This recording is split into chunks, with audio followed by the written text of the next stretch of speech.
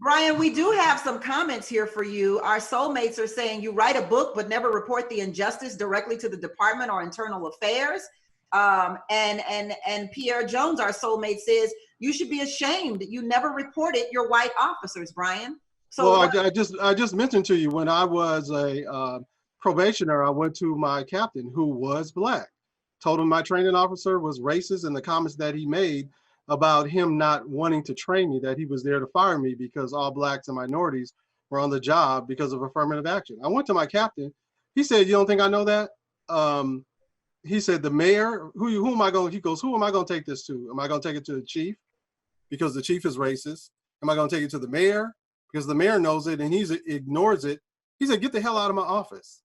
He said, don't bring that shit in here. Are you talking about Mayor Bradley? Yeah. And so he was one of the finest human beings God ever created. He was black. He was with the LAPD for 20 some years. Well, what about Daryl Gates? What about Daryl Gates?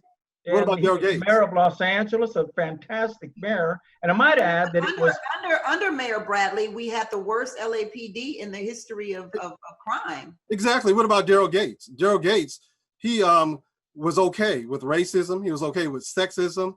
He never took a complaint, and he didn't believe in firing people. You could do whatever you want to do, and all he would do is give you what they call freeway therapy. He send you to another division. But he didn't take any racial complaints seriously, any sexual harassment complaints seriously.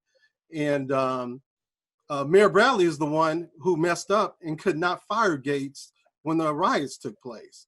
So, I mean, all this, you talk about him being the finest, whatever. He was incompetent as a mayor when it came to dealing with law enforcement. He couldn't. For those of you who are not familiar with Daryl Gates, he was the police chief of Los Angeles from 78 to 92, I believe it was. Something like that, yeah. And to the callers who said that I should be ashamed of myself, there's no way that I could go to my superiors and complain that something would be done. Nothing was going to be done. So any issue I had with officers, I had to deal with it myself. And that's the way black officers have to deal with things.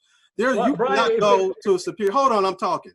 You cannot go to your superior and complain because the same thing that happened to Christopher Dorner would happen to those officers. So as a black officer, you have to start handling stuff yourself. You can't rely on the department to do it.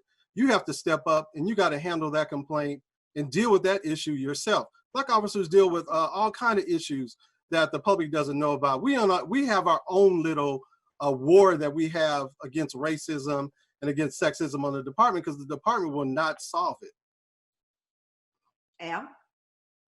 I just, I'm just totally confused with Brian. On one hand, he's got so much corruption that he writes a book about the plethora of corruption, yet he didn't report it. He didn't have the balls enough to report it.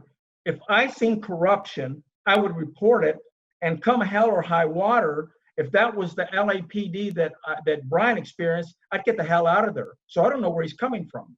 You don't know where I'm coming from, and I don't expect you to understand. I think that is what we're here for.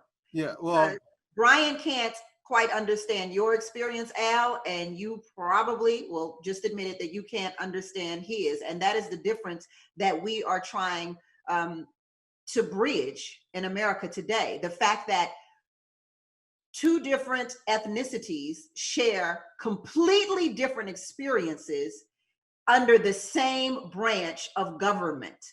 And I think that is what the conversation is all about. How is that possible?